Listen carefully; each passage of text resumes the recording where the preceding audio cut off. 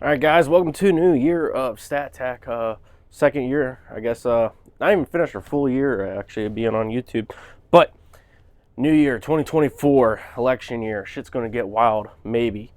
All right, prepare for the worst, hope for the best, right?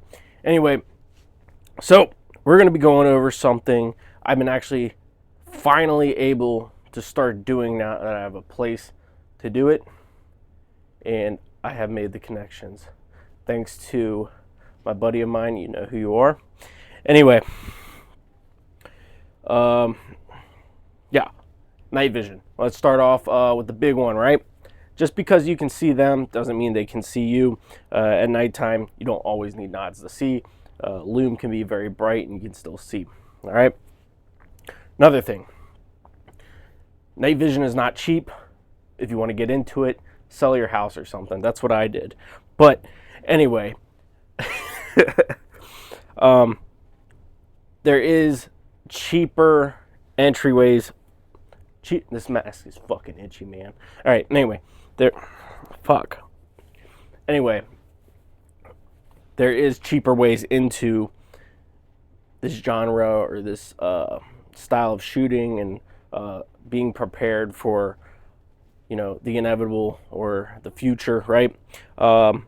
It's unfortunate thing to say, but if you don't have night vision and shit does hit the fan, you're going to be at a completely disadvantage, and you're going to be at the whims of people that have night vision and thermals. There's like a hair or something. I'm wearing this thing for some stuff. But anyway, there is people that have the capabilities and have night vision. And especially if you're ever prepping to fight a near peer or a greater adversary than you that is more technologically advanced, is you need night vision. Whether you think you don't do or not, it is a huge... Anyway, yeah, you're going to greatly improve your capabilities with this, right? And it's going to put you on par or close to your near peer adversary, or depending on the whole situation, right? If it shit hits the fan, you're already better off than most people out there, other than government agencies or the governments, or bad guys that have the capabilities, or a foreign adversary that has this capability, right? So night vision. Where do you start, right? First, kind of getting into it with budget-wise. God, fucking mess. Anyway, budget-wise, getting into it, not cheap. Like I said, sell your house, save up, something like that. Take advantage of market, sell some shit, get rid of your rifles, keep one or two. Get rid of your handguns, keep one. You only need one anyway. And invest into a pair of nods, right? And it's not going to put you on par with thermals, but thermals and nods both have their pros and cons. So, but if you can only afford one, get nods over thermals, because it gives you still more capabilities. Thermals, I think, are more if you're in a stationary and you're just observing or engaging, because if you're actively moving or something like that and you're in vehicles, you can't see out of glass with thermals. So, and plus there's refresh rates and stuff like that. I'll throw you off. If you get a night vision, you can see through glass. You can still engage targets. You can see stuff at distances still. It's harder, yes, but, depending on your thing. All right, is getting, first off, if I can get this open. All right, this is the cheapest option I'd recommend. I don't recommend digital night vision at all. It's still well behind analog, and it relies heavily on IR light for you to be able to see. So in that, I keep mine in a Faraday bag. I spent too much money, so like I said, I sold my house, so it's an investment. Don't give me shit for it. Anyway, so it's having a PVS 14. This one I bought off a guy on Facebook Marketplace who builds them out. So it's got a Carson housing, and it's got a Nominee 8 tube. It's a green phosphorus, thin filmed. So it is a Gen 3, and it does work, right? And then I created a 550 core tie down with one of these double hook things, right? I'm just gonna go ahead and mount it to my helmet. So that cost me at the time for this new unused unit was $2,350, and I bought this back in I think 2020, 2021, and I basically just kept them for several years until this year when I was actually able to take them to the range and shoot with them. And stuff I've done before with it was like driving or walking around, hiking with them, stuff like that. Just kind of having fun with them there. So you can still train with them if you don't have a place to shoot. But I didn't get rid of them, even if I needed the money. They hold their value just fine, and you can resell them if you ever need to. Not saying that you would want to. I've chose to keep these for many reasons. Plus, they're pretty hard for me to acquire with finances and everything like that. And I eventually came into some money, so I bought a pair of nods. Now, like I said, if you're really trying to ball on a budget, check secondhand markets, Facebook. There's night vision groups like Night Vision 101. You can just find them, go in there, ask questions, find people that there's guys that build these out, and you can get them for cheaper there instead of going to like TNVC and spending like $3,000, $4,000 on a PVS 14. And you don't really need green phosphorus. You don't need white phosphorus. White phosphorus and green phosphorus, it's kind of user preference on which one you like. Apparently, from what I heard, is the Army chose green phosphorus over white phosphorus because you can see more shades of green. But from personal experience, is that white phosphorus for me and other people that I've talked to, it's a lot easier on your eyes. But you can get filters for green phosphorus that change them, which they're not bad. Do they do darken it a little bit? I'm completely fine with green phosphorus. I really don't care. So, and green phosphorus is also cheaper. So going for a green phos unit, it's definitely going to be a lot cheaper. If you're looking for white phos, you're looking at maybe spending another $1,000 for white phos or a couple other $100, depending on where you get it from and who you get it from. All right. Now, nods rely heavily on ambient light, and then it magnifies it by thousands of times to be able to see at dark, right? So if there's a lot of lume out, the moon's out and everything like that, you don't really need nods to see. You can still see people like at distances if they're using their white or their lights, and say they silhouette themselves on a hill or something. So if they're skylining themselves, you can see them. Now, when it comes to other than movement and stuff like that, you can go over to what you're going to put on your rifle. There's active and passive aiming setups. My philosophy with it, because I used to have an active aiming setup with the A-Pedal-C, which is a civilian laser and illuminator, basically the civilian version of a PEC-15, which was around I think I paid like $1,400 for it around that time when I bought it. And then now they're at like $1,700, almost $1,800. So they're going up in price. But civilian lasers and illuminators are underpowered. So I don't really recommend getting one of those just off. You're going to pay all this money for a unit, and it's going to put out nowhere near the power. Now, the lasers are usually fine on the civilian side. From what I've experienced with them, you can see out 300, 500 yards with them, but the illuminators suck, especially on the A-Pedal-C. So eventually down the line, I came up with an idea. Well, I really didn't came up, I was just brainstorming in my head, is that if I'm ever fighting a near peer adversary and I'm shining my laser on somebody, or your illuminator, that's going to give away your position because they're going to see it. So, and that the armies and most, modern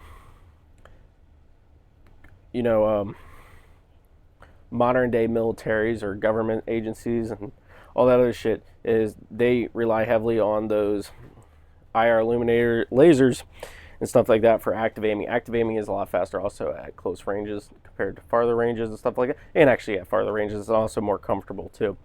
But if you were to fight one of those or another, what do you call, an invading force or something like that, right? You would probably want to go passive. So that way you're not heavily relying on that laser system in front of your rifle to manage your targets, right?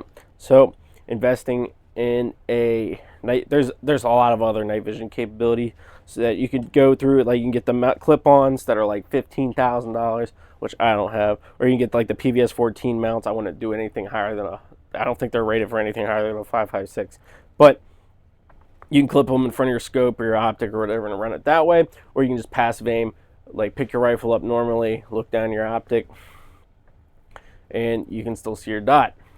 If it's good loom out, you don't have to worry about it, but there's not always going to be a 100% chance of really good loom. All right, so what you're going to need is an IR illuminator. Now, like I was saying earlier, is the civilian market, the FDA regulates all those, so you can't really get good ones. So you have several options. You get like some foreign-made illuminator from like Russia, China, if you can get one, where they're not regulated, or you go with an LED illuminator, which I have here. This one's a Goon beam 850. I'll put some footage up of what that looks like in the video, probably in the corner or some shit, or just over the talking points. And then there's the 940 from Goon beam, which I also have footage of. And then there's, you know, which I don't have footage of anymore, or I don't think I really have anything of where I'm at. But yeah, Apital, the illuminator on them definitely sucks, and it's kind of a waste of money. But I ended up trading it for the Aimpoint T2, maximize my passive aiming capabilities here, and I put that on the 12 o'clock on my scope here, so that way I can aim through and it'll be good, right? So passive aiming through here, it's high enough. Now also, if you just have a red dot, you're gonna have to get a little bit of a higher mount, because you're gonna have to get your nods behind it, and it's a little bit of a bitch. And that's why you're gonna have to train with it, dry fire, pick it up, do your ready ups, get behind your thing.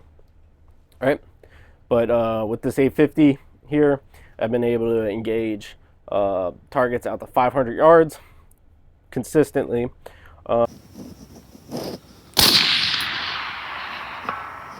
500.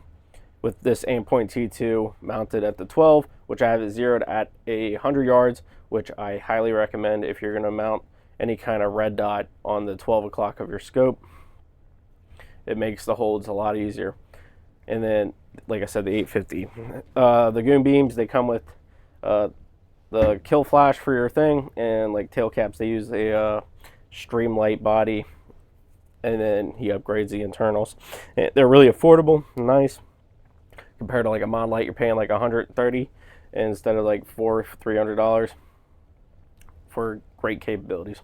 All right, I haven't shot this thing. I haven't really been able to shoot anything past 500 or even attempt it, so that's that. But out to 500 yards, this thing's pretty good. Now, at close range, the 850 does autogate your tubes because it is really bright, so keep that in mind.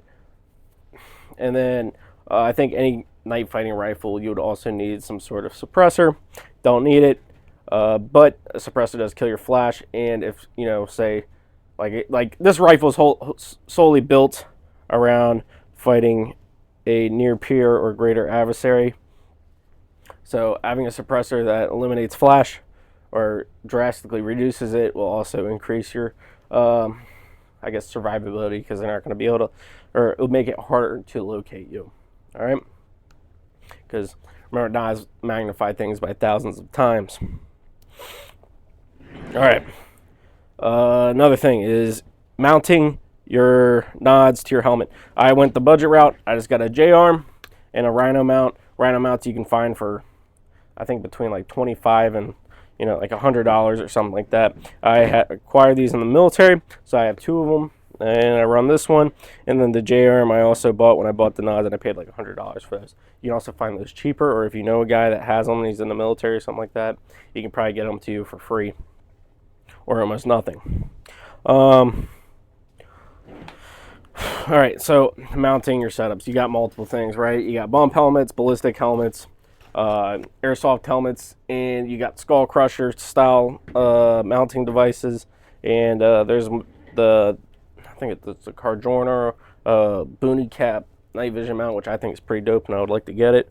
But I got a bump helmet already, and it's pretty solid. So bump helmets, I got a Team Wendy. So it's basically an overglorified bike helmet. Doesn't provide me any ballistic protection, but it looks cool.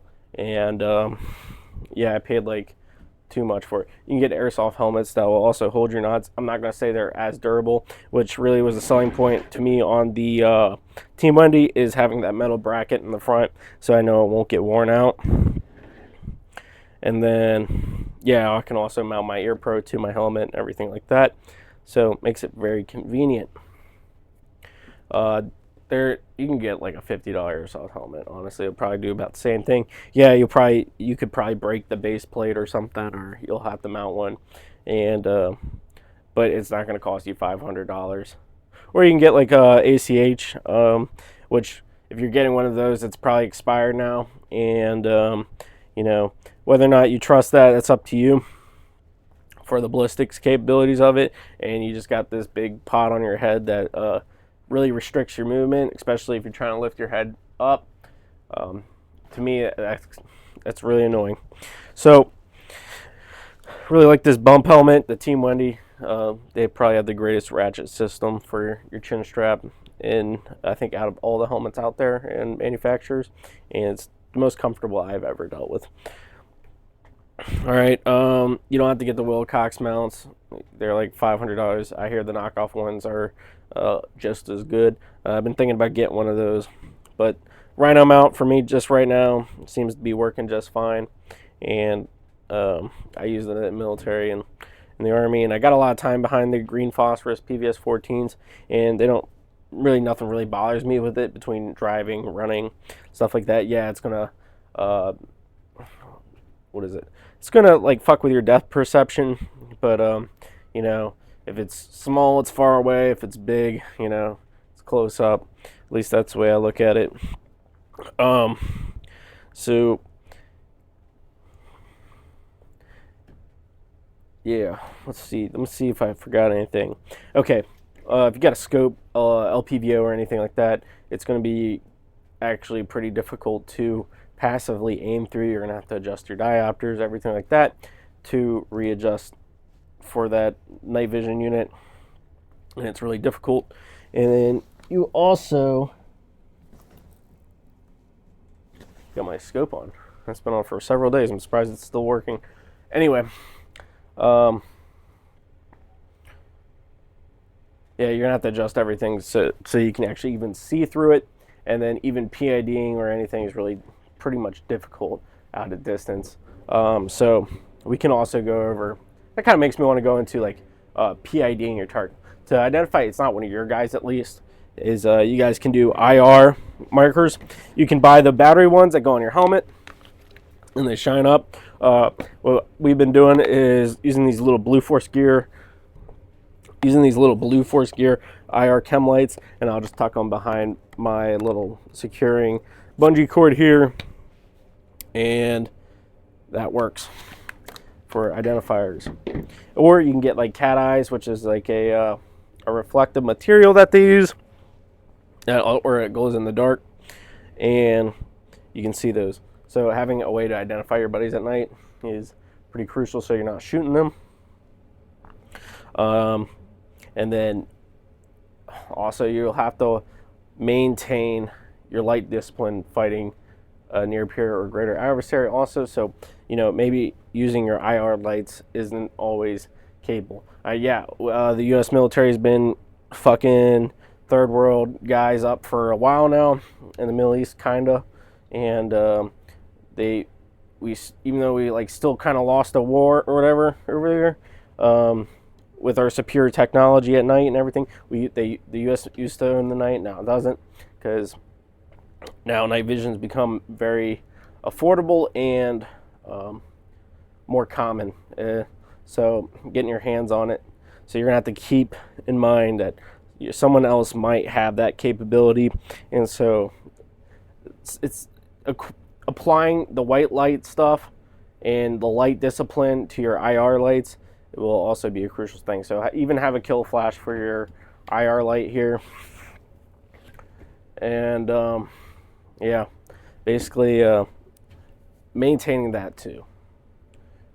Now let's see, anything else? Okay, another thing, kind of getting towards the end of the video here, is always keep spare batteries.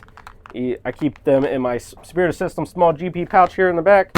I keep a pack of 4 EBL rechargeable batteries, because you're not always going to have batteries, especially if you're supplying yourself. So being able to at least recharge them is nice. I got sword-ins here on the Team Wendy's little ear protection system, and then a battery housing / counterweight thing from Patriot Considerations, which I forget what everything it holds, and I don't feel like popping it open. Anyway, so there's that. Having a counterweight makes it a little more comfortable over long periods of time. So there's that. Now, I think I'm just rambling here. If you can't afford it, save up for it. But night vision will be one of those things that unfortunately you would have to get if you want to be prepared for this. There's no really way around it, in my opinion. If you're really trying to be prepared and you want to make sure you're squared away, investing in night vision is going to be a big thing, because if you look at accounts of things that have happened throughout the world and militaries and stuff like that, is a lot of people like to move at night. It's the safest time. You can't see as far. It's darker, so you have that concealment to you. And then if you got the nods, it's putting you up there in the food chain. But if you don't have it, and you try to do anything, you're gonna die. I mean, you're basically stuck to operating at daytimes, because if you're using a white light at night, someone's gonna see you, all right, and it's gonna give away your position, and it's probably gonna lead to your death. So being able to conceal yourself and be able to move at night and operate at night is going to drastically increase your survival chances and your offensive capabilities and your defensive capabilities. And then maybe make sure you get thermals too, if you can. That's another great enhancing thing, especially because yeah, you got nods. It feels like a superpower, but you can't see everything. I had a buddy he walked out like 100, 200 yards to go set some stuff up, and we could barely see him. Yeah, you could see him when he's moving, but if he wasn't moving and he was just like crouched down, he would have been completely invisible. But also, yeah, that's another thing, is practice moving with these at night. Learn how to walk with nods. Like I said, it messes with your depth perception. You could get dual tubes, but keep it affordable. You just need a PVS 14, passive aiming. I don't know why I didn't say this before. You don't need aim point. Yeah, it's fucking awesome. It's probably the best one out there for night vision. You can definitely get away with a holosun, set it at the minimal setting, and you can still passively aim through it. I don't care what anyone else says. I've done it with my brother's holosuns, and he's got like one of the cheaper options. I think it's like $250, and I could smack plates with 200 yards, no problem with it. All right, and that's without an illuminator too. I mean, yeah, depending on the night, but illuminator with a cheaper red dot definitely fucking works. Like I said, you don't need an aim point, but aim point out of all the red dots will probably be your best bet for night vision. Other than that, you can get away with the cheaper shit. But guys, thanks for watching. Make sure you check out our Telegram channel, like, subscribe. Yeah, guys, enjoy your new year. Stay prepped, stay deadly,